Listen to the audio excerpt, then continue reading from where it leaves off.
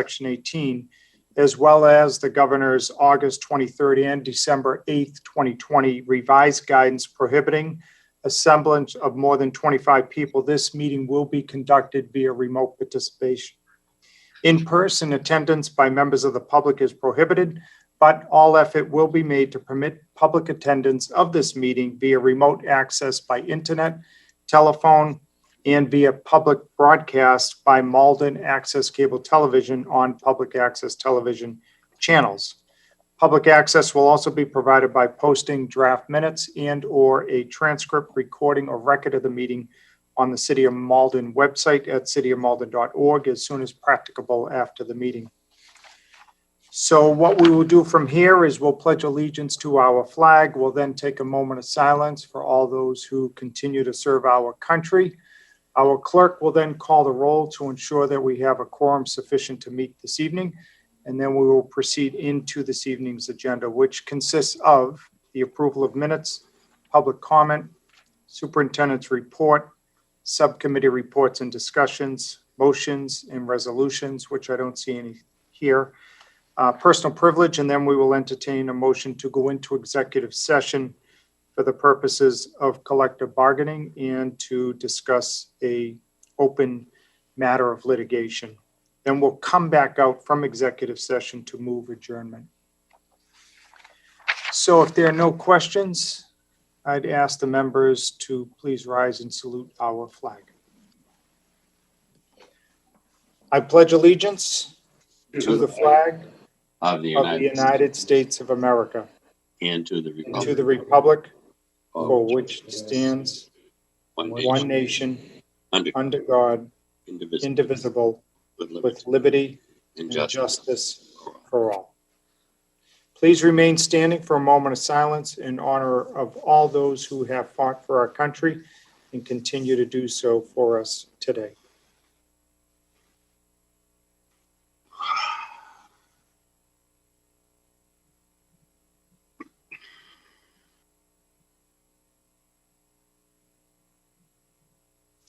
Thank you. We'll now have our clerk call the roll. Mayor Christensen, Here. Mr. Drummy, Here. Mr. Froyo, Yeah. Mr. Gray, Here. Mr. Iovino, Here. Ms. Luong, Mr. McCarthy, Here. Ms. Pedafora, Here. Mr. Weldai, Here. Superintendent Oteri, Here. Student Representative Davidson. Here. All right, so we do have a quorum sufficient to allow us to meet this evening. Let's first take up approval of minutes. Regular session minutes from January 11, 2021. Motion. Motion by Mr. Iovino, seconded by Mr. McCarthy. Any discussion? Hearing none, all those in favor say aye. Aye. Anybody opposed? The ayes have it. That carries unanimously. Executive session minutes of January 11, 2021. Motion. Sure. Motion by Mr. McCarthy, seconded by Mr. Iovino. Any questions, queries, qualms, concerns on those? Hearing none, all those in favor say aye. Aye. Anybody opposed? The ayes have it. That carries unanimously. Special session minutes of January 26, 2021. Motion. Second. Motion by Mr. Drummy, seconded by Mr. McCarthy. Anything in there that you saw needs to be corrected? Hearing none, all those in favor say aye. Aye. Anybody opposed? The ayes have it. That carries unanimously. And then finally, executive session minutes of January 26, 2021. Motion. Motion by Mr. Drummy, seconded by Mr. McCarthy. Any questions on those? Hearing none, all those in favor say aye. Aye. Anybody opposed? The ayes have it. That carries unanimously. Now down to public comment. This is an opportunity for members of the community to address the school committee. We only ask that you state your name and address for the record, and please keep your comments to a minimum of a couple of minutes. Public comment is now open. As always, we'll have Mr. Weldai help us administer. All right, so if you would like to participate, please either just write your name and address in the Q&A or raise your hand. If you're on a telephone, you can dial *9. We've got a few queued up already. So I'm going to start with Deb, go to Liz, and then move to Eden. So Deb, you are first up.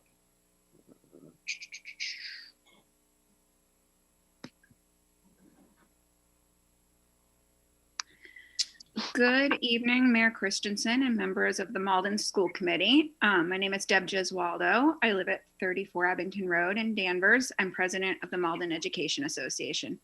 This evening, I come before you virtually to speak about the issue of COVID-19 vaccination for public school staff in Malden. As I'm sure all of you know, but those who are watching at home may not know, Governor Baker has moved public school educators and staff even further down the timeline for vaccine distribution. As more public school educators and staff are re-entering school buildings for in-person work and more students are beginning to re-enter buildings in Malden and across the Commonwealth, our school staff is not yet protected by a vaccine. At this point in time, there's no estimated date set for when any public school employees in Malden or in any other district will be able to receive our first dose of the COVID-19 vaccine, let alone think about scheduling our second dose. If we want to have our students and public school staff in school buildings and in those buildings safely in Malden and across the Commonwealth, we really need to have public school teachers, nurses, social workers, school counselors, occupational therapists, speech and language pathologists, education support professionals, food service workers, custodians, administrative assistants, clerical workers, administrators, and all other public school employees vaccinated as soon as possible.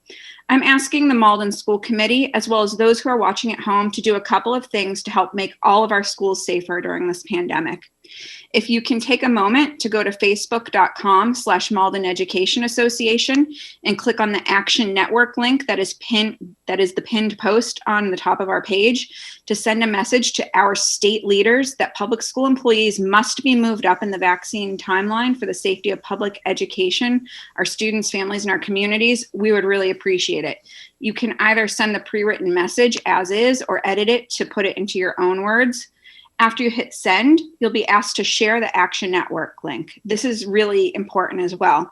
I'm asking that you share that link far and wide with your friends and family so that we can get as many people as possible raising this concern to state leadership.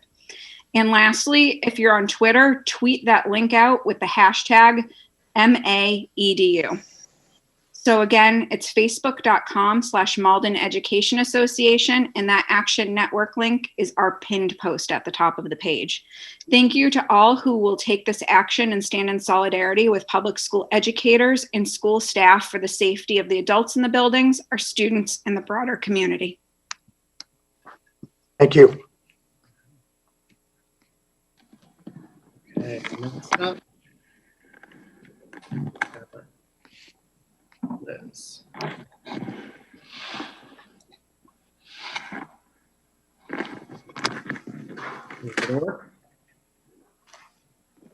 Hello. Oh, there you are. Doctor, Okay. go ahead, doctor. Hi, yeah, I'm Dr. Liz Tanagbanwa. I live at 31 Grace Street. So I'm here tonight to comment on the elimination of days of instruction for full-time students enrolled at the ELC. The district says it's committed to anti-racist work, but eliminating entire days of learning for children of color does not show this commitment at all. The reopening task force has said it is prioritizing the youngest learners, but denying them an education 2 days of the week is counter to that. As I attended the ELC Q&A for hybrid learning, I watched as 2 more families pieced together that 2 days of their child's instruction were being taken away. I would like to know why no one communicated directly to the families being impacted. We were blindsided and had to read between the lines, as it were, on a chart that our child's 5-day program would no longer be honored when the hybrid model begins. Malden can and should do better than that. Students who are enrolled 5 days should be able to have 5 days of instruction, 2 in person and 3 remote. They need consistency to progress. Without increasing staffing or shifting the model in place, 5-day students should be able to join a remote cohort with other teachers to maintain their level of academic and social engagement. This is entirely possible when children of color's needs are centered throughout the planning. In full transparency, I have co-created hybrid schedules using an anti-racist lens with a team as part of my professional role. I understand well the complexities of these issues, particularly when serving marginalized groups of learners. However, I cannot understand the decision to take 2 days of schooling away from Malden's youngest learners, who are disproportionately children of color, when there are clear and implementable ways to keep them engaged. Thank you. Thank you.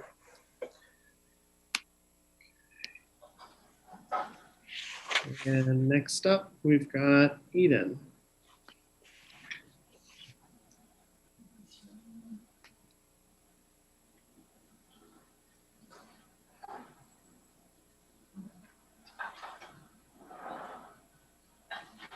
I think you're on mute, Eden. Sorry, There you go. I'm Eden Garhart Smith. I live at 16 Corey Road. My question, or I guess it's more of a question, is not really huge, but I want to ask it. So I received the PBET cards today, which is great. Thank you. But I also want to say, as far as I know, so we get the PBET cards, and like, even if I picked hybrid, like school lunch is free, but I still have $130 sitting in my school bucks that hasn't been used for a year. I have like $60 on each kid's account. Is there any way, or are we going to do anything for families about returning monies sitting in school lunches? Like, I mean, I guess maybe it would be used in the fall, but I just wondered if how long that money will sit there. And I mean, yeah, I'm curious. And I know like it was going to be looked into, where somebody said you had filled a tax form, which still doesn't make sense because like I already paid taxes on the money. I don't think I get a tax form. But if at any point, either during the meeting or after, if this could be addressed, I would appreciate it. That's all. Thank you. We'll have our superintendent discuss that under superintendent's report, okay?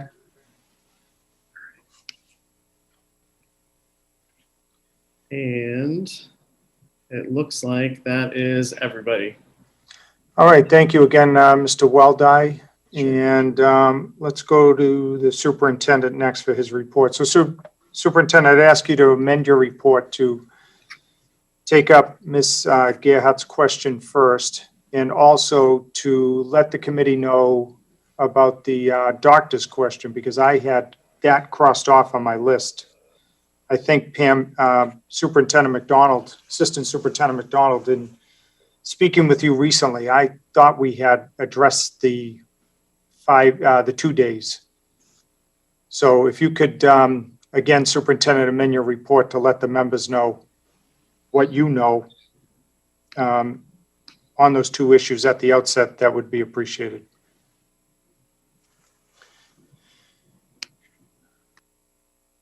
Sure, thank you. Good evening, everybody. So the first item up on my report is the employee child enrollment request form. Ms. Tracy Mahoney, who's a certified... Superintendent, I was hoping you would address the 2 questions that were just brought up at public comment at the outset. All right. Sure. The first item regarding residual balance from lunch accounts, you can submit a request to have that refunded through our business office to Tony Mertz. Okay. Tony, email is probably the most efficient way. Yes, an email will be fine, but we will ask individuals or families that want this reimbursement that they do have to fill out a W-9, not because you're going to get taxed on it, so that we can create you as a vendor in our system and set you up as an employee or family reimbursement. Otherwise, the system prohibits us from doing such transactions. And that's why we're asking people that want the refunds to please submit a W-9 with it. Okay, Ms. Mertz, how do they reach you? tmertz@maldenps.org. Okay, it's tmertz@maldenps.org. And Ms. Mertz, they can also choose to just carry it forward, right? Well, technically, now that we are CEP, they probably don't need a balance unless their students decide to buy items a la carte when we go back to school. So the Okay. lunch itself is free, but any a la carte items, they would have to pay for it. So they can choose to leave the balance there and be carried over into the next school year, yes. Now, let me ask you, have we communicated that in general? I thought that was communicated back in the spring when we closed down. I believe those questions had come up, but I haven't seen personally any requests come through. Maybe they were being sent somewhere else, but I have not. And I thought back in the fall, I believe this question came up at another school committee meeting that we communicated the exact same thing. Got it. All right, very good. Oh, Thank you. all right. Bye-bye. And with regard to the inquiry on the, I think Assistant Superintendent McDonald can give a more thorough answer than my explanation. So do I have that wrong, Assistant Superintendent? I had that one crossed off. Yeah, so what we've done is we have two issues there. We have two sets of students that are at the ELC. We have, don't forget, we are, ages 3 to 5. It's not compensatory that kids go to school. So we have our students that are on IEPs, and we're working to fit them in and make sure that we are covering their services. The issue is that we don't have enough space to have all of the peer model students the full 5 days. So they are coming 3 days, 2 days, I believe 3 days in person. I'd have to check with Mr. Rogers, who's the principal there, but we are working to make sure that even the peer models who are attending for free this year are getting at least 3 days if they would like it. But the issue is that we do not have the space to bring students back in a hybrid model 5 days a week. So we've had to readjust their schedules. But all of the students on IEPs, we're working to make sure their services are being provided either in person or remotely. So it's really we're looking at our peer model students that we're not required at this point to give 5 days of school to, but we are giving 3 days if they would like it. So we're trying to compromise as well as fit everyone into the school at the same time. Space is just an issue right now because of COVID. But weren't we doing this pre-COVID? So pre-COVID, you could have a lot more kids in the room, right? So we could have them there 5 days a week, and they were paying a certain amount to come. This year, we're not charging anyone, and as space is available, we are having our peer models, our community students in the building as space allows. But it really, we have to service our IUP students first. And yeah, are you saying because of all the regulations and protocols, that's what's prohibiting us being able to do what we once did? Yeah, so used to be able to have 14, 15 kids in a room. At the ELC, those rooms are a little smaller, gotcha. And we're really capping them at 10. So the community slots is where we're cutting from 5 to 3 for them. I see, and that's temporary. Yep. Of course, until we get back up and where we want to be. All right, anybody else? Mr. Weldai. Thank you, Mr. Chair. Just an easy one. So how many, it's not an easy one, but how many families were affected by this? I guess how many people were going 4 days a week and were then cut back to 2 days a week? I don't think anyone that was going 4 days a week. I'd have to ask Mr. Rogers, but my original number was 7 that were 5 full days that we were offering 4 full days on IEPs and then 1 remote. It's the community slot kids students that is posing the problem because we're not mandated to have them and we just don't have the room. So something had to give, but we are able to offer them 3 days a week. Okay. I don't know the numbers. I'd have to check with Mr. Rogers. Sorry. Ms. Spatafor? Thank you. Just for clarification, so when you say we don't have room for these students, we're able to offer them 3 days a week. Are we 3 days a week in general for education, or 3 days a week, 2 days remote? Like, I'm guess it's getting lost in translation because I'm just curious as to maybe I'm not following. Are these students not able to get, like, say they go Monday, Tuesday, Wednesday's remote? Are they getting no instruction Thursday and Friday, or are they getting remote Thursday and Friday? My understanding is that so they had signed up for 5 in-person days, and we can't offer 5 in-person days to that cohort of community slots. So they're being offered 3 in-person days instead. You'd have to ask we'd have to get some information from Mr. Rogers to get the full ins and outs. We also don't want to have remote classes of 3-year-olds with 27 students in them. So there has to be a little bit of give and take there. So that was sort of the compromise to allow us to be able to get the most in-person learning for as many students as we could. All right, Assistant Soup, why don't you, send us a briefing if you could, just on, where we are and where we hope to go. Okay? Ms. Luong?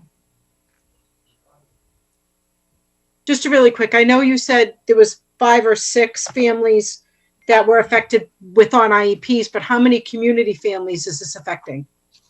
That I don't know. I want to say it's only 2 or 3, but don't quote me on that. I'm not sure. I'd have to ask Mr. Rogers as well, as far as the community slot families. I don't think there were that many. So and there's no... Oh, go ahead, Ms. Long. I'm sorry. I just have one more question. Now, are these community slot families, are they just from Malden, or are they outside our community as well? I believe they would just be from Malden. And, in years, my children went there as community slots, and it's a great program, and it's a great thing to be able to offer the community slots for our families. But, this is a tough time, and we've got to prioritize. And all of our students aren't getting the same in person that they were, because we can only have so many kids in those rooms. So, thank you. All right, we're going to go back to the soup right after this. Mr. Weldai. I guess just real quick, I think I'd just second what the mayor asked for. If we could potentially get more of a, detailed breakdown of what happened, because I think my question is, sure, how is someone going in 3 days a week if thinking about the conditions of the MOA and Wednesday being a remote day? So where does the 3rd in-person day come? Wouldn't that be crossing so I think that's where I think my confusion is lying, and how this actually plays out, because I don't know how we could I think I'm wrong, and that's why I don't want to comment too much. Oh, okay. 2 days. I think they're 2 days in person and 1 day remote, but I'd have to get the exact breakdown from Mr. Rogers. We can forward that to you guys. We can forward the exact breakdown. Days. I think what Ms. McDonald was trying to commit was 3 synchronous days.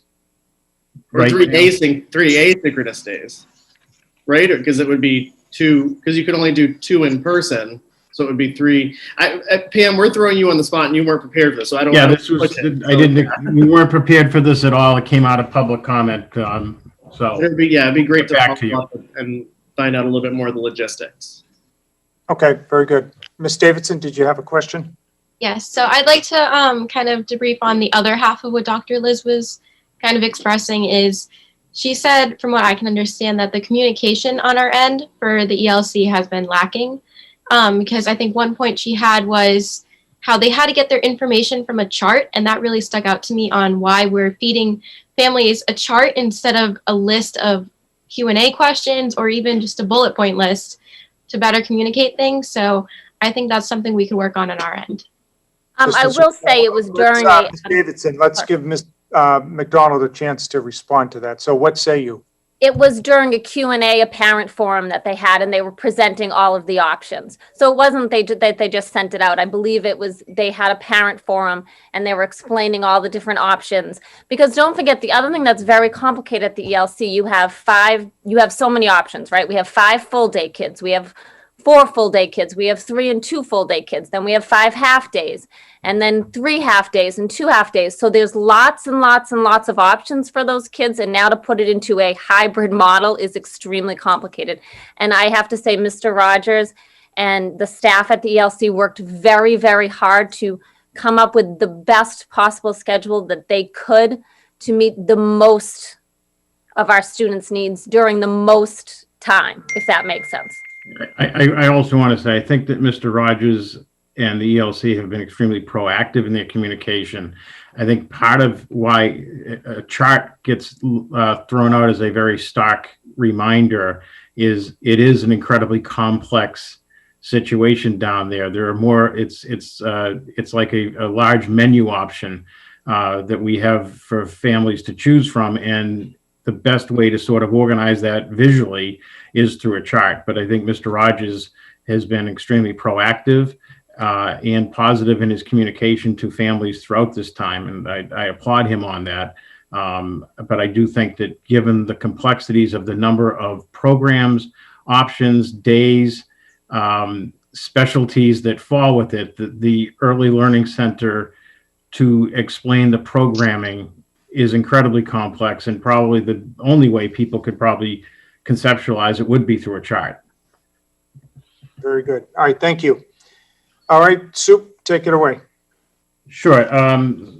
We have a request for an employee's child to enroll in the Malden Public Schools next year. Ms. Tracy Mahoney, who's a certified medical assistant, works at the Parent Information Center, has requested that her daughter Harley Mahoney be enrolled in kindergarten for the upcoming school year. Tracy Mahoney lives in Woburn, has been employed by the Malden Public Schools since 2016. As mentioned in her letter to the committee, the reason for this request is because she likes the school system, does not have anyone to send and pick up her daughter from school in Woburn. According to the policy that we passed in the last year, was developed for a maximum of 5 students has been set. This year, we already have 5 students of employees enrolled in the Malden Public Schools. However, there is a possibility that next year, one of these students may or may not return. This is now being brought forward to the school committee for approval, or according to the policy. The deadline for the application for families to apply is May 15th. So Ms. Mahoney is well ahead of this. There's now a possibility of additional requests or hardships that come in between now and May 15th. So this is now before the committee. Okay, Superintendent, can you explain or the current policy, which we just amended recently, right? Correct. So the policy said that we would have up to 5 employees' children enrolled in the Malden Public Schools, and currently we have 5. But Ms. Mahoney has requested for this for her child, which would put us over the maximum, but would put her first in line for next year if there's an opening, the way it's currently constituted. All right. What say the committee? Mr. Gray.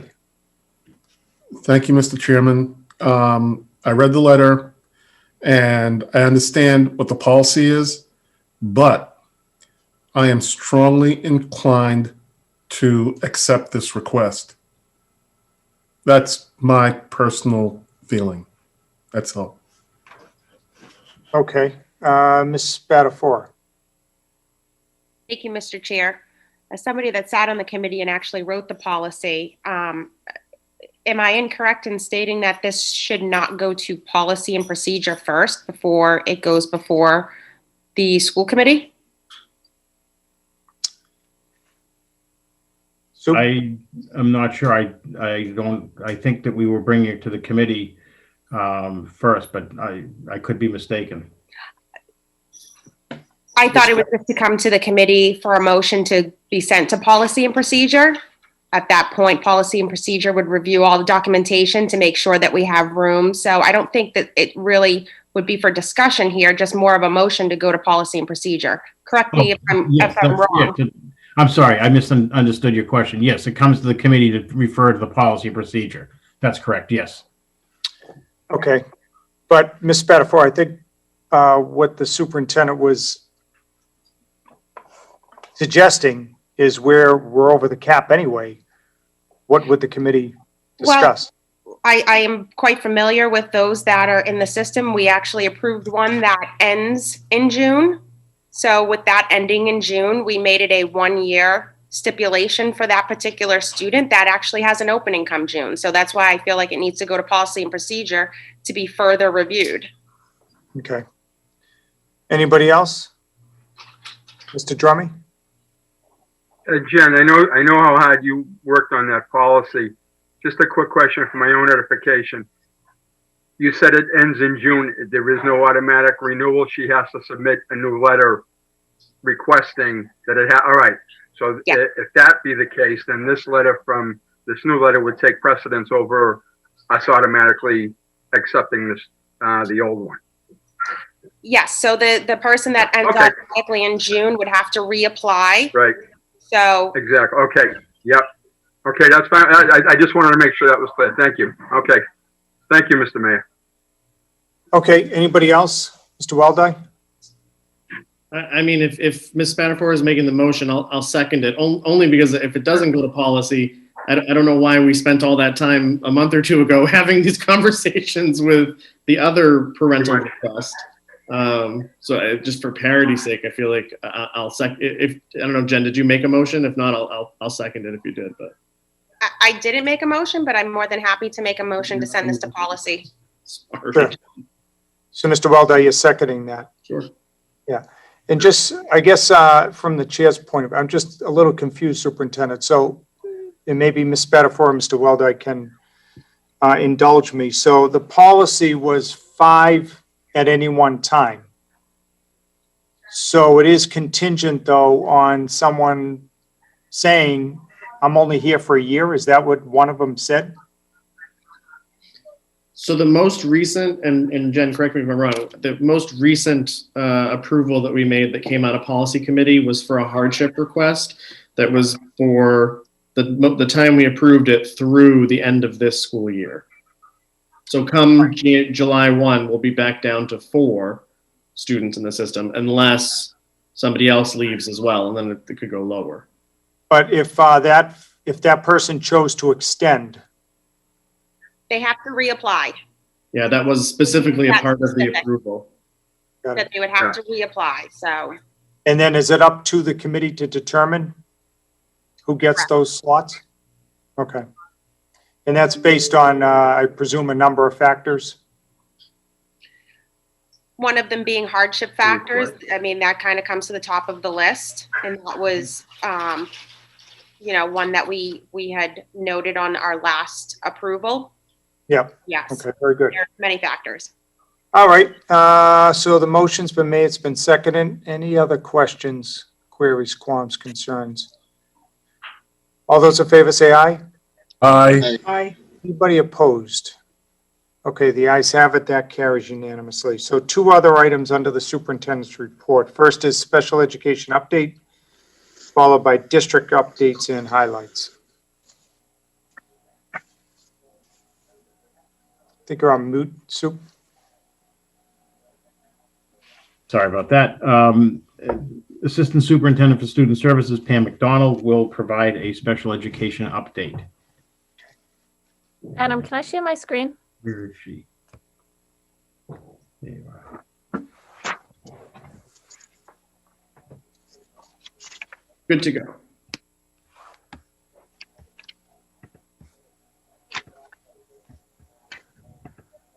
Okay.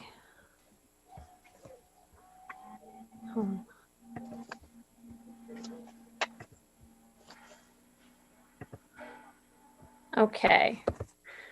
So first I wanted to talk a little bit about what we're offering for compensatory services throughout the district. And I have to thank Dr. Chase, who's been working diligently to get a lot of this stuff up and running. We are doing tutoring at Malden High. The tutors will be matched with students. The positions have been advertised. Hiring will take place over the next week. And once we have those tutors, we will work to match tutors with students in need. And that should start after the February break. For K-8, we have 2 things going on. We have a literacy tutoring program going on. This is made possible through a DESE grant. Springboard, we're working with a company called Springboard. They're going to hire our teachers to be tutor and then connect with families. We have 300 plus seats for that. So we should be able to offer that beyond just the special ed students. We're hoping for more seats at future sessions. And then we have some vacation programming that we're starting up over February vacation. It's a small program grant. We are working on the list of students for that program. And by the end of the week, we should be notifying families if they are qualified or we've picked them to be in the vacation program. There will be an ELA and math focus, and it will take place Tuesday through Friday of February. And April vacation, we will send out for the February vacation, and then we will reevaluate again for April vacation. As far as the special education audit, we have shared the list of families that we have not been able to get in touch with the building level staff. The team chairs have that list, and as they go through their days and their meetings, they're reaching out to those families to get in touch. I find sometimes at the building level, they have more of a rapport. Parents don't know my name or who I am necessarily, but they know who their team chair is, so they're more apt to have a conversation with them. So the team chairs have been asked to follow up and ask about services, and if the families would like a call back from the Student Services Office to complete the survey. Families can also still request a call through the link that is on the Malden Student Services Resources website that we have up. We attended our first meeting of the early adopters last Friday. Starting schools off by participating in self-assessment protocols and gathering of data this spring. The two teams, so district-wide, it's myself, two of our psychologists, Keely and Seth. And from Forestdale, we have Lisa Keene, Jillian Fitzgerald, Jessica Surrett. From Ferryway, and I'm going to mess up how you say some of these names, we have Tracy Polchek, Kristen Zarella, Jessica Gordon, Kendall Hill, Chelsea Nee, and Wendy Zonak. So we are starting that process this year for early adopters. Most of it is going to be self-assessment protocols and the gathering of different data, both quantitative and qualitative. DESE has released the draft of the dyslexia guidelines. There are 9 chapters in the guidelines. I have gone through most of them. It's a great resource. It includes how to select and implement a universal tool for screening, the role of MTSS in the dyslexia screening, targeted reading interventions, and progress monitoring. So it goes beyond just the screening and really talks about how we can use general ed reading interventions to target our students before we see a huge deficit. It talks about progress monitoring. MPS, Malden Public Schools is currently using the DIBBLS, which is an approved screener by DESE. I have been working with Janice Raymond, our Director of Literacy in Title I, to review the guidelines. They released chapters 1 through 3, I think, a little while ago, and her and I have sat down and read through those. We're working through the next couple of chapters, and we plan on putting a PD on the guidelines together for the March 12th Professional Development Day, and we have been really working hard to see what the guidelines say and see how they are aligned with the current practices and what we need to do to tweak Malden's current practices around the guidelines. I will say that Janice Raymond has done a fabulous job over the years of looking at data and progress monitoring with a lot of our students, and I think adding a little more robust interventions into place with her will really get us on the right direction as far as the new dyslexia guidelines are concerned. We are sort of in the middle of our tiered focus monitoring. In the spring, before I got here last spring, a lot of things were done, and now I'm sort of taking it over. We are Group A, which consists of data collection and submission for indicators 11, 12, and 13, student record reviews, a document review in the areas of special education with some civil rights, a parent survey, and an on-site visit. So currently, we did get our information back on our indicators. We were in non-compliance in 2 of the indicators, the timeline for determining eligibility and the determination of transition services for our students that turn 14. We have done within the department, I have talked to a lot of people. We've had some internal meetings. We're in the process of doing sort of a self-assessment and and looking at it. We have submitted to DESE a corrective action plan, and we will be moving forward with some professional development, some change in our protocols and procedures for indicator 11 and 13. And in April, we will sit back down with DESE and do another record review to see if we have improved in those areas. I do want to say congratulations to the ELC, because they did get a finding of compliance with all the regulations of initiating services at age 3 and the transition from early intervention. So that's some really good news for the ELC and the hard work they do there every day. The student record review, it looks at the team process, IEP placement and progress reporting. It looks at the assessments that we're doing out of district and other placements, how we determine those. If we're reaching out and using the primary language of families, and also what we're doing around student discipline. So those records, some of them we have submitted, some to be reviewed, and then when DESE comes, they will also review more records. The document review, I put it in here. I have a link, which I can share if anyone's really interested, but the things that they're really looking on in Group A are focused on the identification, IEP development, programming, and support services. There are only a few criteria for civil rights, but it's really looking at the process of the IEP, what we're providing for services, are we following the IEP? So that's really what this Group A is. In 3 years, when we flip to Group B, that's more of the civil rights aspect of the tiered focus monitoring. The next step for us really is a parent survey. DESE will be presenting an overview of the tiered focus monitoring to parents at the March 25th CPAC meeting. And a parent survey will be sent to all parents on March 17th. So parents should look for that. Then DESE will do an on-site visit the week of April 12th. They will be on-site in our offices to conduct further record reviews. And then they will do remote interviews of staff, the CPAC president, any parent that wants to speak to them. There will be information that will come out in March on how to get in touch with them to be interviewed for the process.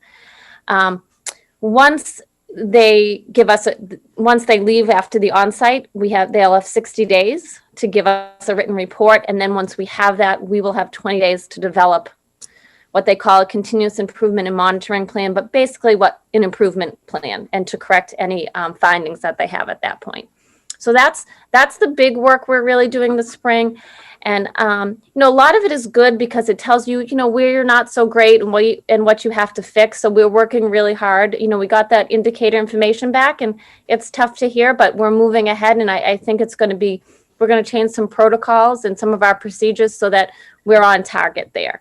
And when we get the rest of the information from DESE, we'll do the same. A little bit of odds and ends right now. Remote assessments are up and running for families that do not want to bring their child in to be evaluated. We have some families that, want their child to be evaluated or for an initial eval or are due for a re-eval, and they don't want to come in person. So we have that. We had thought that we'd have it up and running this week, but with the snow, it'll probably end up being our first remote assessments will happen next week. We're going ahead with our eSped, which is our frontline, which is our new software for our IEPs. The trainings have started, and we're on track for a go live date of that March 1st. I'm happy to say that beginning this month, we have started working with McLean's Hospitals, their school consultation department, and they're providing coaching and clinical consultation to the K-8 Pathways program. Some weekly coaching, some weekly consultation, because we have some tough kids and some really stellar staff. So we're going to put it all together and give them some support so that those kids can get what they need. And I just want to say, as we start to enter our next group of kids, our K to 2s, I want to say a special thank you, because we have had our special needs students, our related service providers, our paras, our team chairs, the nurses, custodians, office staff, administrative assistants in the buildings working really hard since October 13th to support our high needs students. And that was an incredible job that they have done since then. And I know I appreciate all the work they do. I know the parents really appreciate it. And I know that, they've worked so hard since October 13th. And I really want to take a minute and thank them for all they've done for our students, and tell them how much we appreciate them being in the buildings every day and working hard. And that is all I have. Let's take some questions. Questions of the members. Mr. Weldai. Thank you, Mr. Chair. Thank you, Assistant Superintendent McDonald. And thank you, by the way, too. It was a nice way to end it. I think the folks who have been in and working since October 13th, a lot of the attention has been on the next phase of kids coming in, and they've been there and they've been working. And I know we appreciate all that you've done to support them, and the shout out is nice. Just a question and a comment. And I think the comment being, I appreciate that it seems like, particularly over the next couple months, from the DESE visit and the work that's going to happen after that, that it feels like what we're doing is taking a very hard look under the hood, so to say, and sort of seeing, what's been going right and what's been going wrong, and really kind of identifying where some of those problem areas are and trying to systematically address them.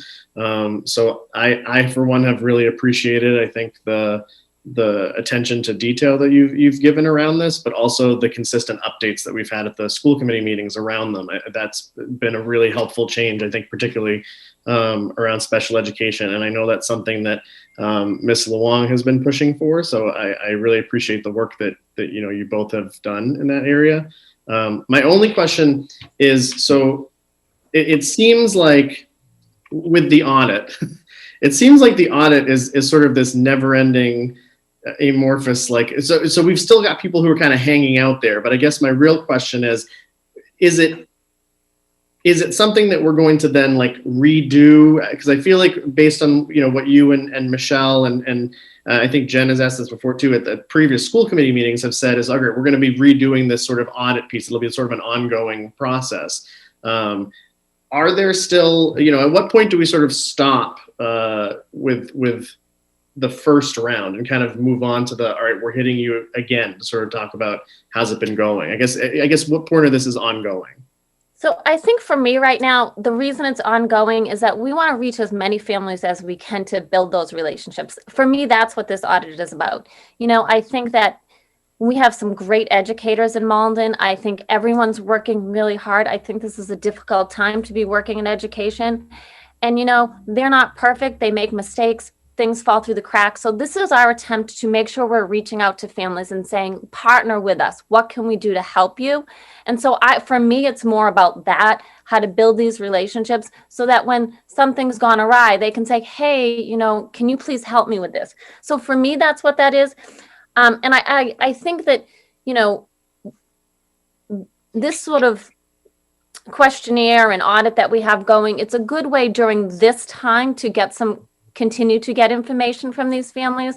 And then I think once we sort of start to get everyone back in person, we can shift gears again. But I think right now we still don't have everyone back in person, and it's really hard to say what people are getting and not getting via a remote screen. I think that our related service providers have stepped it up a lot this year. We do still have some sort of holes that, we are keeping track of, and we're going to come back and say, yep, we weren't able to provide that very well. Let's look at it over the summer and invite them in for a much more robust program over the summer than they would have gotten. Maybe they wouldn't have gotten any summer program. So let's invite them in over the summer to have some more services.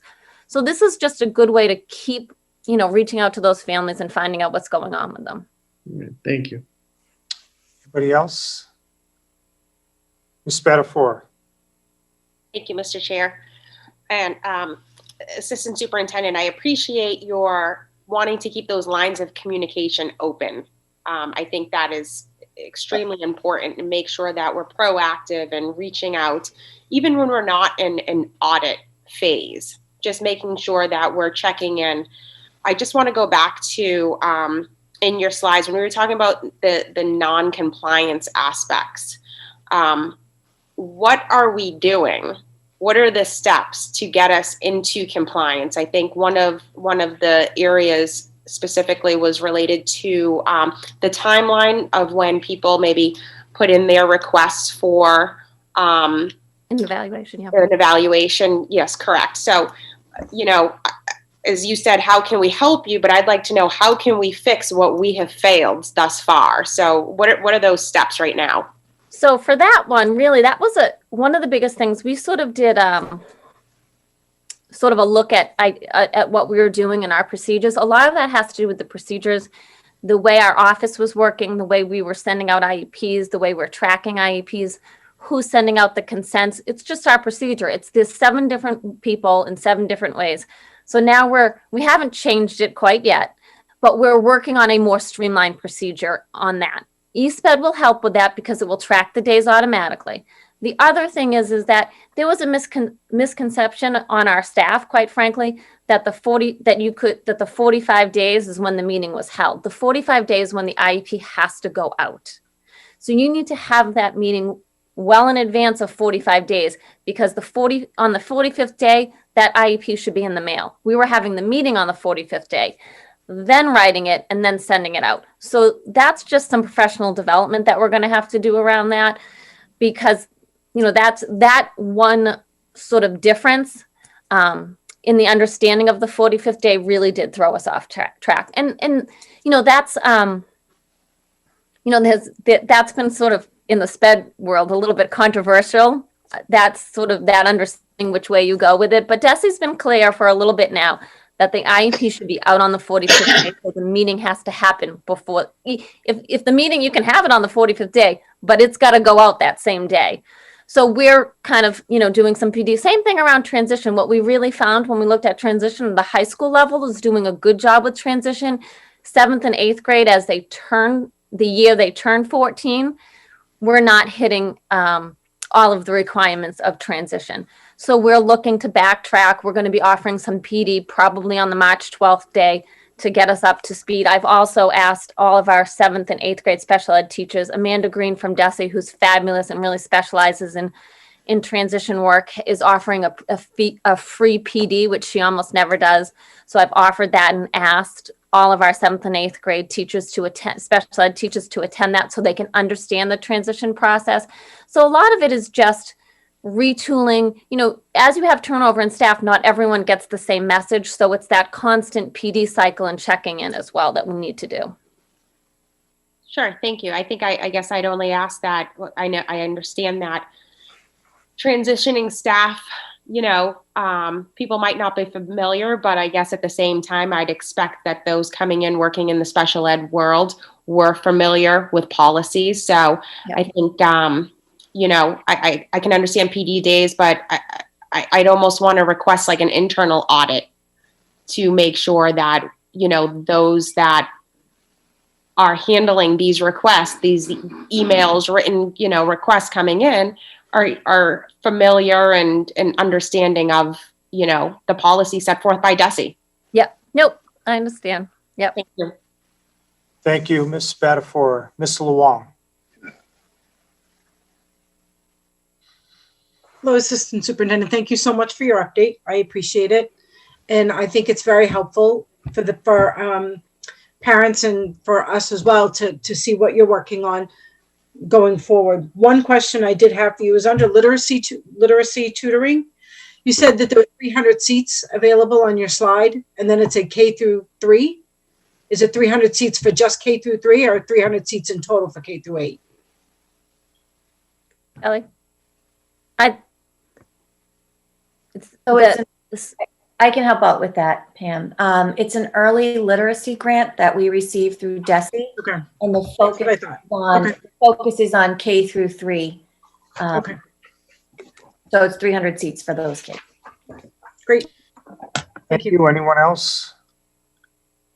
Superintendent, can you just make this a standing item going forward? So under your report, let's just make it permanent to have a special education update at each of our meetings going forward, okay? We can. I just think that, you know, it's an awful lot of taxing work on Ms. McDonald's behalf. I think that these reports do take a tremendous amount of time, but, you know, maybe if there's particular items, I think we can get them out. I guess trying to maybe follow up with what was brought up, that would be the better way, rather than just having her produce a report every week, or every month, I think might be. I'm just trying to, you know, help my staff who are very taxed and really at the limit without a lot of office support here. It does get rather time consuming, but we can work something along those lines. Not asking for a formal presentation, just asking for what's going on, what the latest is within the department. I mean, I think you've seen over the past several months in years, particularly with this group, they are very much interested in that particular aspect of the school department. So I think it'd be helpful, just even if it's for a couple of minutes, to have the assistant superintendent just let us know generally what's going on within the department. I don't mind. I might not do, you know, as much every month, because this like tiered focus monitoring, that'll be something we're doing. And again, until the end of April, when we get that report, I won't have much more information than I have right now. But I'm happy, like, maybe in either May, well, by probably the June meeting, I'll have, the full report is hopefully. And so at that point, I would do a bigger one. But in the meantime, I can just do little updates if that's okay. Yep, that's all I was asking for, just to check in. Again, I think it's a, real focus of the school committee. And I think it'd be helpful for us to keep this where it should be, which is high up on the agenda. So, Soup, I know where you're coming from. I wasn't talking like a formal PowerPoint or, some type of presentation, but just an opportunity for a few minutes just to see what's going on. And my other question, Assistant Superintendent, is on the corrective action plan. Has that been accepted by DESE? It has. Yep. Okay. And their corrective action is like a timeline more like, and then we have to all the way, like steps along the way. We have to give them updated procedures and policies. I want to say that's in mid-March. And then we have to review records. I believe that's in April. And then if all of that goes, along the plan, then they'll close it out. Okay, very good. All right, back to our superintendent. Thank you. So update on our reopening for pre-K to 2 students. Our pre-K to 2 teachers returned to the classroom on Monday, January 25th last week, and we were supposed to be welcoming our pre-K to 2 students today. However, Mother Nature had other plans, so that is now postponed until Thursday, February 4th. Our principals spent a lot of time with their staff and leadership teams sorting the cohorts of our K2 students. We had a priority of keeping siblings together and trying to balance the needs of services within the school.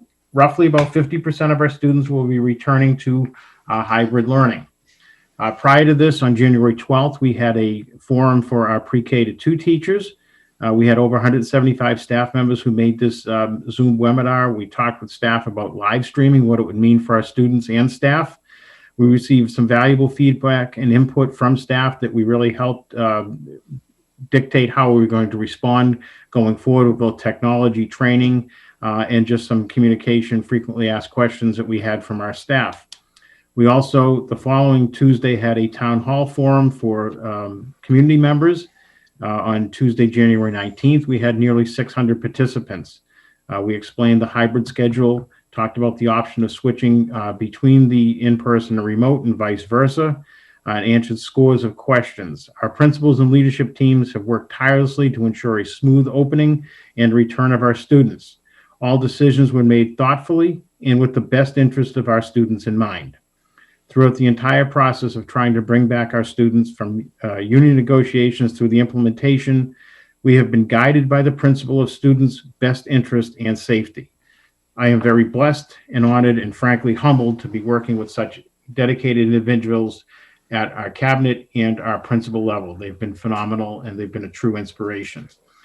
We've been working on issues around the return, around some technology. Anthony Rodriguez, Condu from the school side, as well as the 2 consultant groups have been looking at this there's issues with connectivity on the video with Google Meet. This seems to be a nationwide issue that hits us, and we are proactively addressing this. Any issues that are coming up with this are being addressed in its organic form for the consultants to use, and we're, boots on the ground looking at this every single day. Tomorrow will be a traditional snow day, not a remote learning day. We have a forecast of nearly 12 inches of snow coupled with high winds and heavy wet snow. There's an increased chance for power outages and internet connections. So we decided to make tomorrow a traditional snow day with no online or remote learning. Staff can relax, shovel, have fun, or do whatever they choose. All schools and offices will be closed tomorrow. There is a snow emergency in effect in Malden, went into effect at noon. We also know that residents will be using the school parking lots. Wednesday will resume, which are typical Wednesdays now are remote learning days anyway. We hope on Thursday that we will bring back the gold cohort of pre-K to grade 2. This means that there will be no food distribution tomorrow. We sent out a Connect Ed call this morning because Omar Hernandez, our food service director, and Tony Mertz were able to get 3 days worth of meals out there today. So that was really good.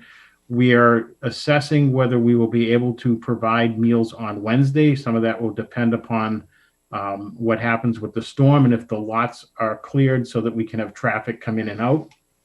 We'll keep everybody posted on that as it becomes more clear to us sometime tomorrow. Vaccine distribution.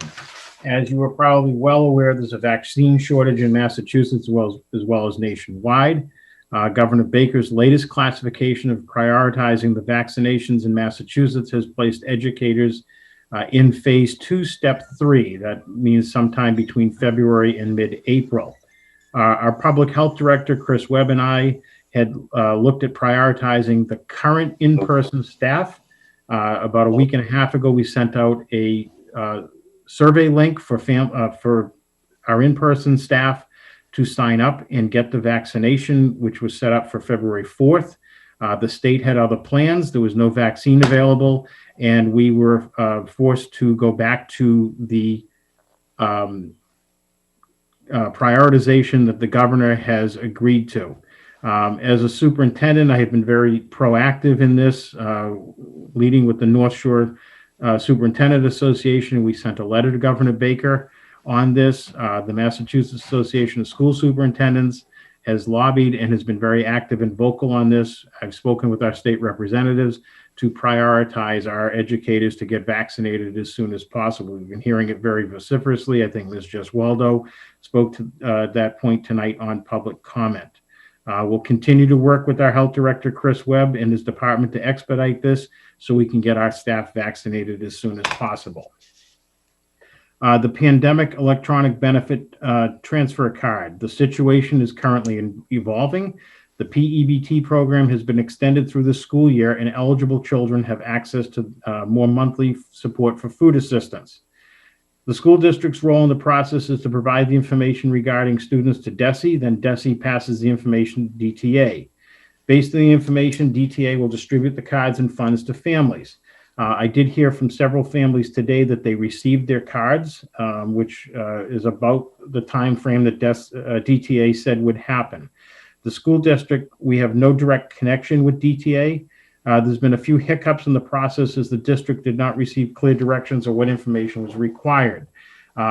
We submitted the list of free and reduced lunch students. Part of the issue is that we became a CEP program in December. We'd applied early summer, hoping to get that all squared up by August so that everybody would have been on free and reduced lunch when we returned in September. That happened in December. So there's a little bit of a gap between the previously free and reduced lunch and now that everybody is in. We also found out last week that families will receive retroactive payments, retroactive to September. We'll inform the community once we receive more information on this matter from the Department of Elementary and Secondary Education.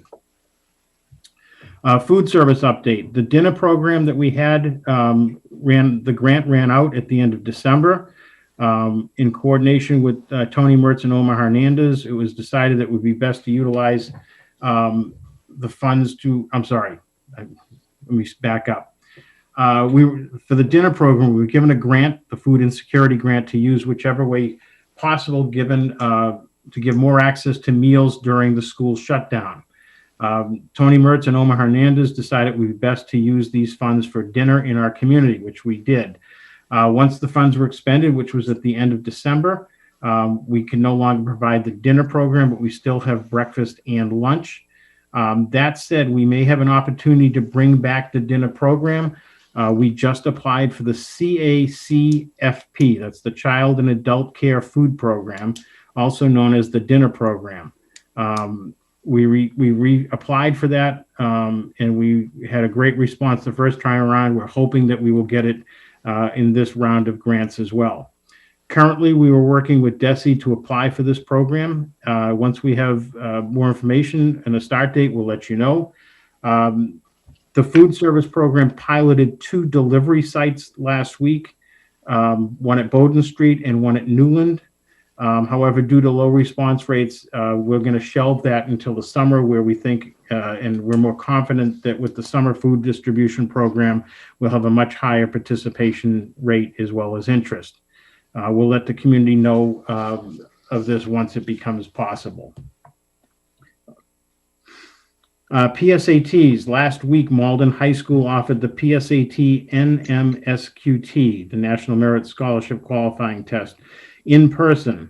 We had over 150 students, 26 staff members at Malden High School that day. Ironically, it was the most students we've had in the building since the shutdown on March 12th. I want to thank Mr. Mastrangelo and his team, led by House Principal Jason Payer and Guidance Director Erin Craven, for their incredible hard work in making that possible, coordinating the volunteers, proctors that came in, as well as making sure that our students were socially distant, were able to take the test in the highest quality setting possible. They did a phenomenal job. The Linden AEAP program. Last year, the committee put the AEP program, or a gifted program, on pause until the spring. It's early now, but I just wanted to remind the committee of this and ask that they bring it to the Equity and Opportunity Subcommittee for consideration and direction. I don't think that anyone envisioned at that time that we would be out of school for almost a year. And we put this program on pause to review, so I just wanted to put that on the committee's radar as something to review. Extended learning time. DESE is offering the extended learning time, or ELT money, to Malden to use exclusively for the Ferryway School. We had a meeting last week with Maura Connolly from DESE, who was looking to spend money that the department had set aside for ELT schools that they could not fund this year due to the pandemic. Even though last year the Ferryway School and the school committee voted to not remain in the ELT program, the Ferryway School is still eligible because we were an ELT school in school year 2020. The money is significant. It's up to $800,000. It is not for extending the day. As DESE realized that cannot happen, plus that would have to take a vote of both the committee and of the Ferryway School to do. This money they're looking to distribute is almost like a preparation grant with no contractual obligation. It would be used to benefit exclusively Ferryway students. It's not a district-wide grant. This could be used in a number of programs and activities which would benefit students at Ferryway, such as developing programs to help prevent the COVID slide or academic regression that may have occurred. It can be used for professional development for teachers to help address students' needs. It can be used to develop vacation and summer programs. It can be used on transportation. It can be used on materials and curriculum work. The department has left this wide open for us to put in for our grant application. I want to stress that DESE has stated that we are not tied to go back into being an ELT school or an ELT district. In essence, it's ELT funding with no strings attached. We wanted to inform the committee that we will be applying for this grant. The grant money would have to be expended by the end of August 31st of 2021. We will be applying for this grant. We are confident that we can design programs and secure resources that will benefit our Ferryway School students. Vacation learning. I think Ms. McDonald had explained that we have some vacation programs for our special education students. We also have ones for our English learners. These will take place in February and April vacation. On Tuesday through Friday, they'll be virtual from 9 to 12. It'll be done in a structured and fun manner. The program is free and open to all K-12 students. Families have been contacted already, and our EL staff will follow up to continue to ensure enrollment. Today marks the beginning of Black History Month, which is American history. Today marks that day. The district has already sent messaging to educators about resources, lessons and activities, and suggestions around addressing Martin Luther King Day and Black History Month. This went out about 2 weeks ago from our humanities director and Kelly Chase. This year, given the recent events in our country and recognizing that Dr. King's teachings are more relevant and important than ever, all of our directors in the district feel that this is important to collaborate on the message, which they had sent out collectively to our staff just prior to Martin Luther King weekend. We believe that the work begun by Dr. King so many years ago continues to inform our mission today. His wisdom, humility, and love for all stand in stark contrast to the images our students are confronted with in the daily news. It is our responsibility as educators to honor Dr. King's memory, not only with a federal holiday, but also by showing our students his view of how the world can be when love and equality are realized for all. There is a great amount of work to be done, and we're heartened to be able to work alongside you as educators. We do this mindful that moments that highlight the contributions of Black Americans should not be relegated to 1 month. Instead, February reminds us of how vital and ongoing work to ensure our Black students see themselves in the curriculum and provides us an opportunity for students to learn about Black history and contributions. It also emphasizes our need to create spaces in our classrooms so that all students feel seen, safe, included, and celebrated. Our work as anti-racist educators, coupled with the multiple crises facing our nation, demands that this intentional work from us. Just as I conclude my report, a few items. First of all, this Friday, February 5th, is an early release day. Instruction will stop at 12:30 for online. There'll be a 12:30 dismissal. That's a previously scheduled professional development. Also, the following Friday, February 12th, there is no school. That is a professional development day as well. Our winter break begins on Monday, February 15th through February 29th. We return to school on February 22nd. Also, just a few other items. I just want to say it was disappointing not to see our youngest learners back in the building today. As I said, Mother Nature interfered with that. We will have to wait till Thursday. We're very excited. I know many of our schools had a lot of welcome wagons set up for them. We'll just put it on pause and just can our enthusiasm for a few more days until they come in, because I know that once those kids come back into the building, it's going to make a world of difference and really lift the spirits of our students and staff. I just want to thank, as Ms. McDonald did, our special educator staff that's been in since October. They've done a phenomenal job.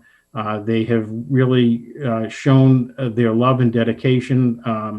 You know, we've seen it with so many of them.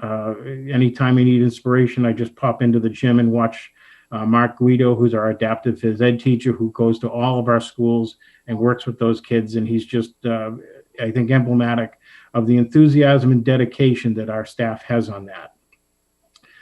Also, this week is National School Counselor Week. We want to underline that work. Erin Craven, our guidance director, is overseeing this. It is so critical with the social emotional learning that we're doing these days.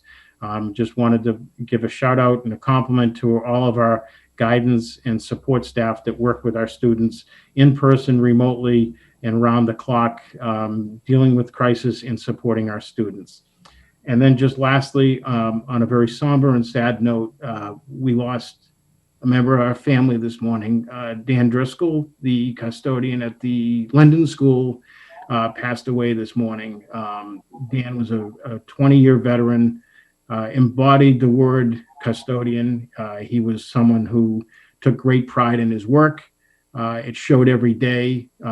He loved what he did. He was always smiling, enthusiastic, worked with our students and staff, really wanted to make sure that that building was clean and safe, and did a terrific job. I know that the school community will hold Dan and his family in the prayers.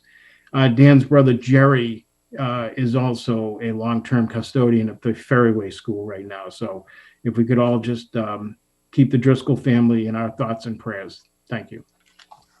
Very good. Questions of the members? Any questions on the superintendent's report? Ms. Spatafora. Thank you, Mr. Chair.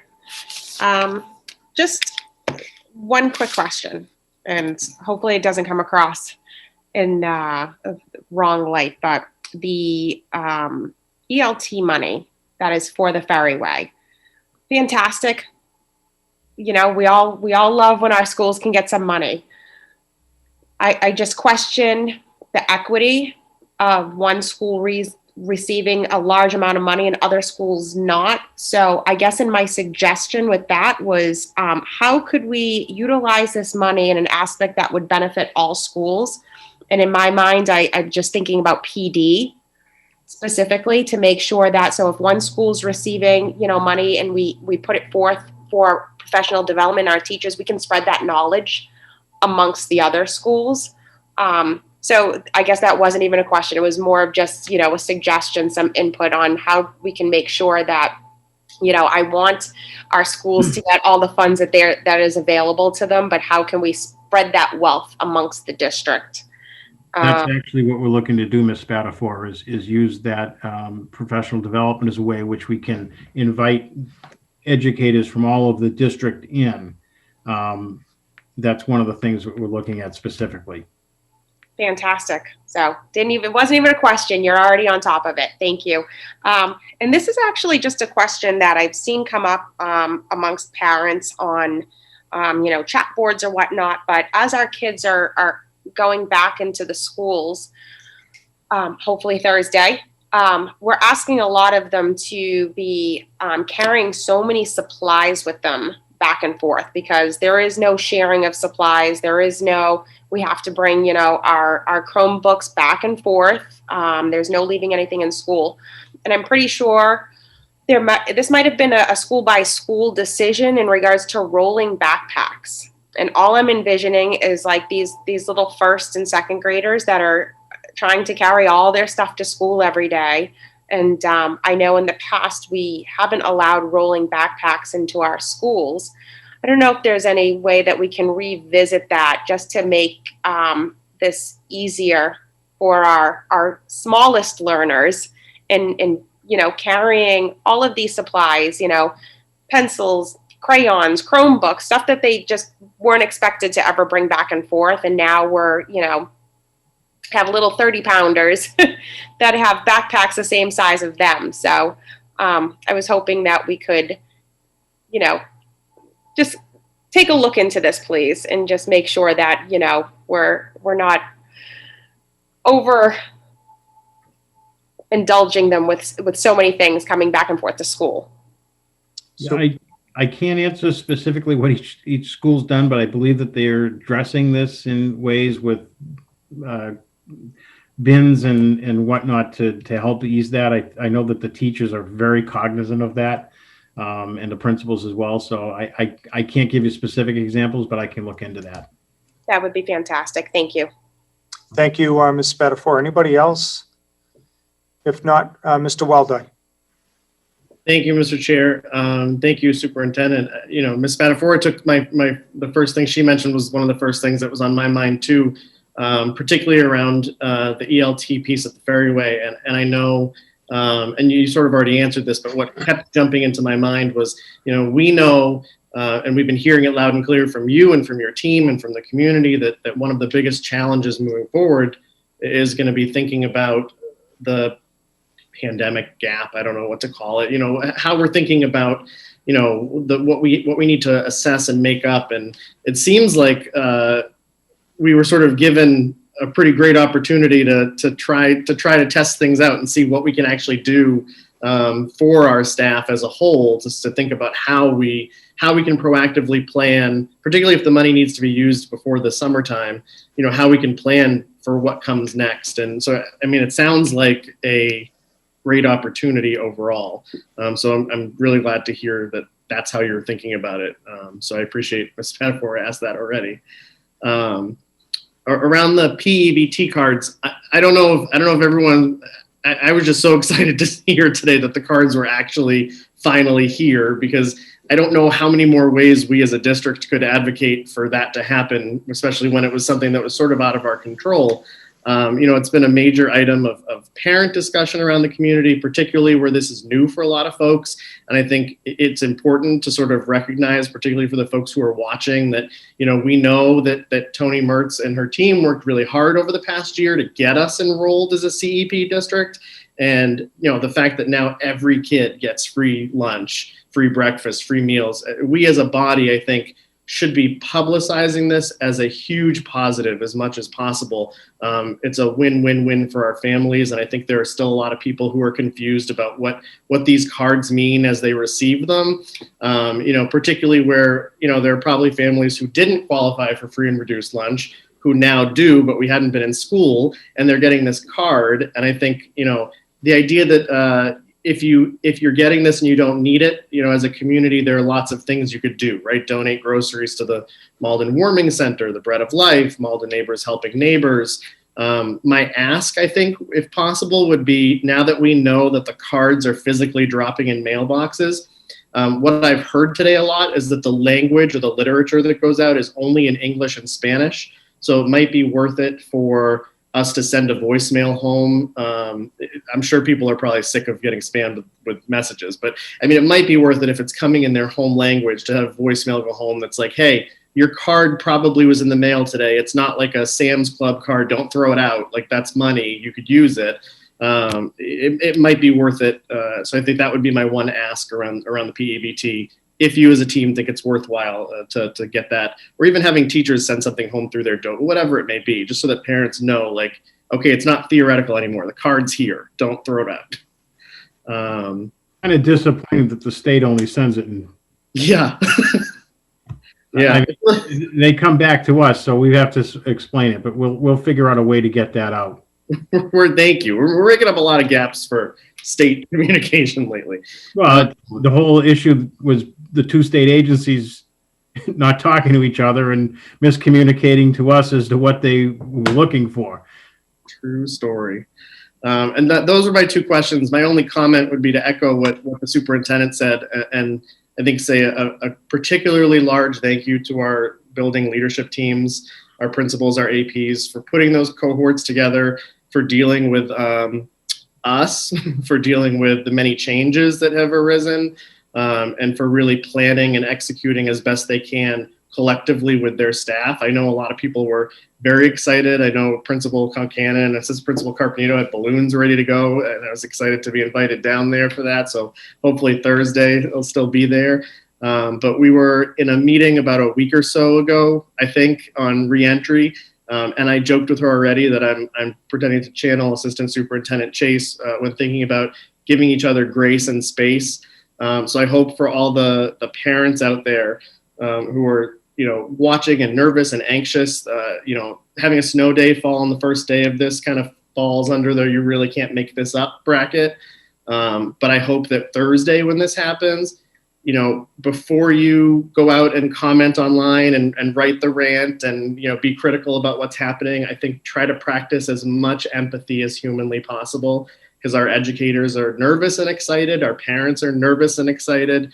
And all of that's transferring down to the kids who we don't want to be nervous. We just want them to be cautiously excited. And so, please give each other grace and space and practice as much empathy as humanly possible, because we're just so excited that the superintendent, the assistant superintendents, the building principals, the teachers, the support staff, we're all able to pull this out.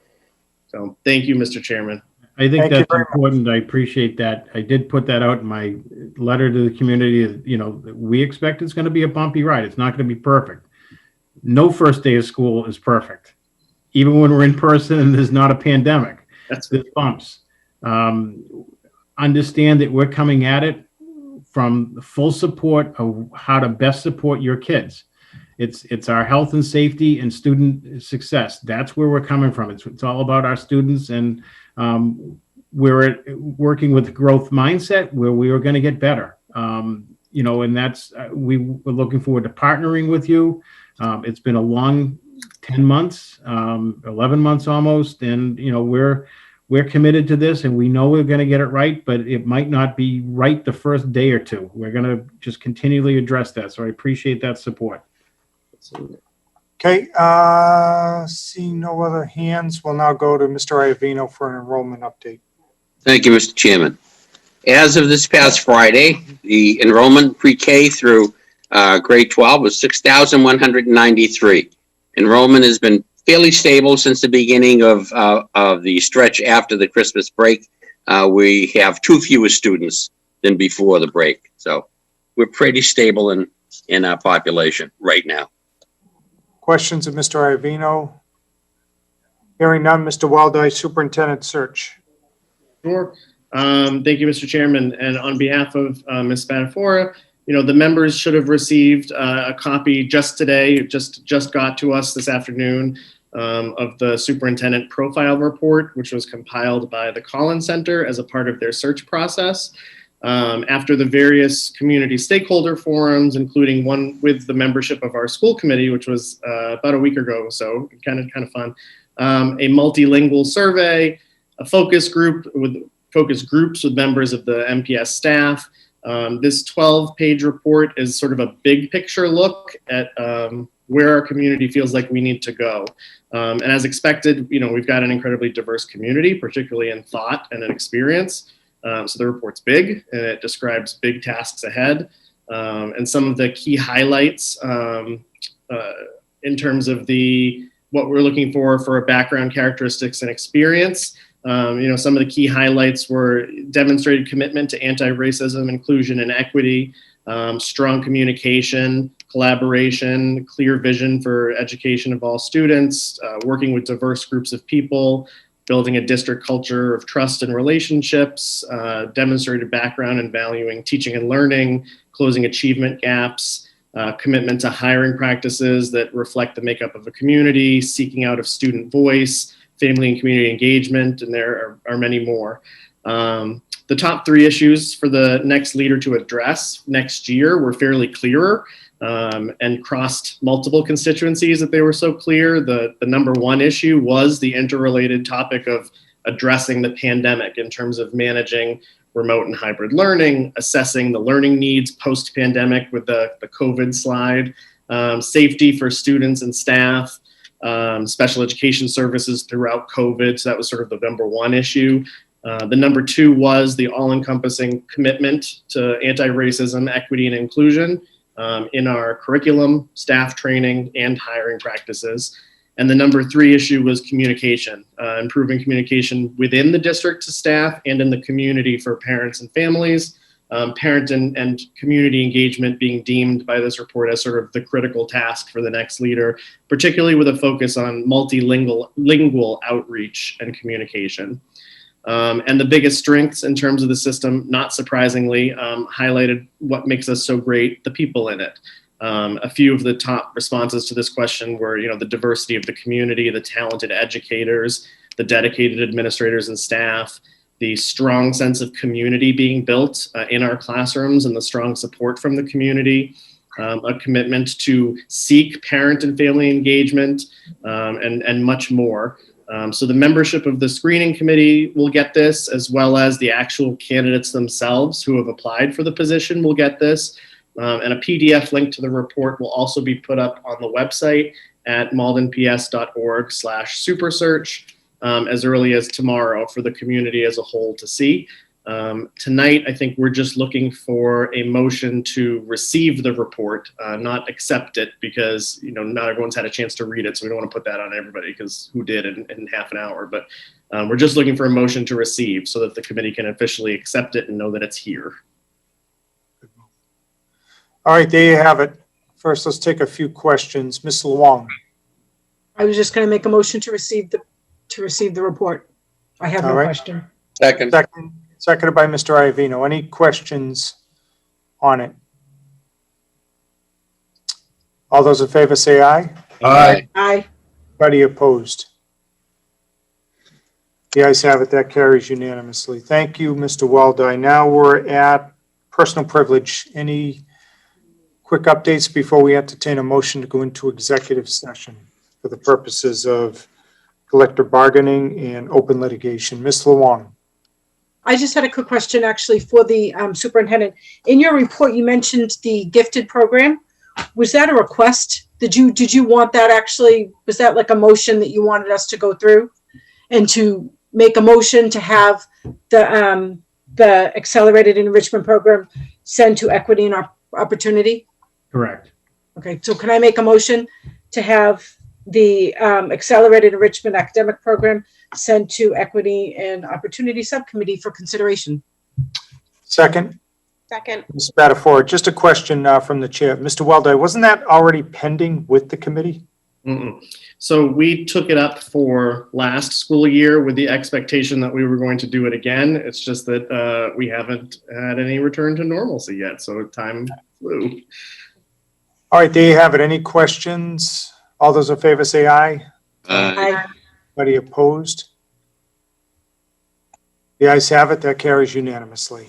Mr. Okay. Chair, Yep, go right ahead, Mr. Weldai. just before we step off of it, under the superintendent search update, just a quick note as well. A note of thanks to our screening committee, who's put in a significant amount of time, sharing their opinions, debating, discussing.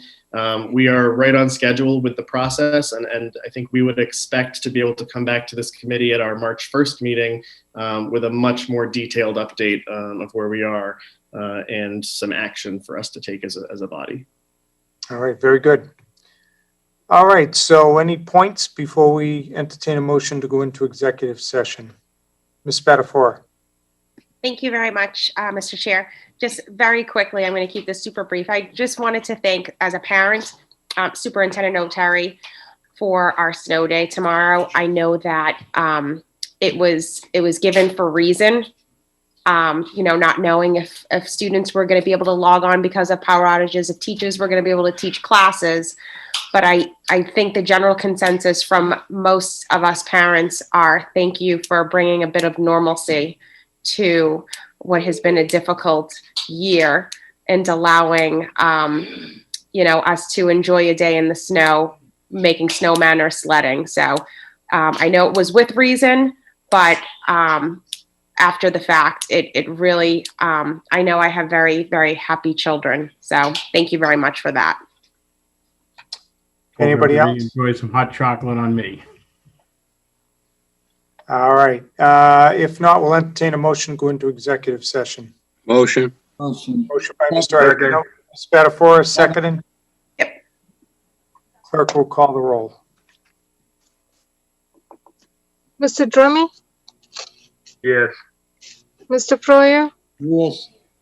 Mr. Gray, Yes. Mr. Iovino, Yes. Ms. Luong, Yes. Mr. McCarthy, Yes. Ms. Spatafora, Yes. Mr. Weldai, Yes. Mayor Christensen. Yes. Okay, we'll now go into executive session. So we'll leave here and open up the other, and then we'll come back out to adjourn.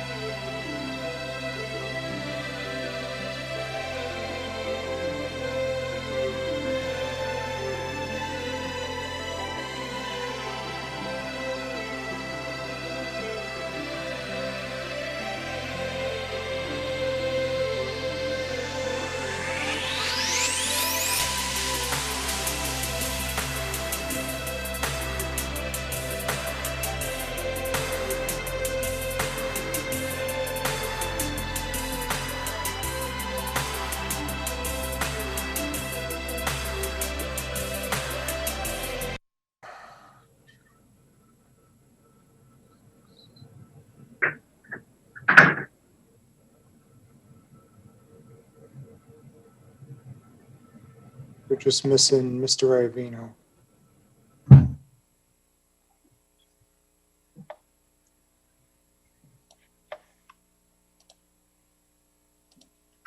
I don't want to look outside, but it sounds like it's more raining than snowing at this point, right? I feel like Yes. I hear, yeah. Don't jinx it, Adam, please. Thanks, Adam. I'm Way just to thinking go, dude. how heavy what we have to shovel is going to be. Really heavy. I know. Not me. I have a couple inches. Ooh. I don't want to look. Not fun, not fun. We could be Worcester, who I hear is getting bombed. Yeah. Like, what are they getting, 12 to 18 or something? Yeah. They're all wrong. You pick a radio station or a TV station, each one has their own amount. No one seems to know what's going on. Yes. I don't see It's lag. like a city council meeting. Going home. All right, let's entertain a motion to adjourn. Motion. Motion by Mr. Froyo, seconded by Mr. Drummy. All those in favor say aye. Aye. Anybody opposed? Have a good evening, everybody. You guys have it. School committee is hereby adjourned. Bye.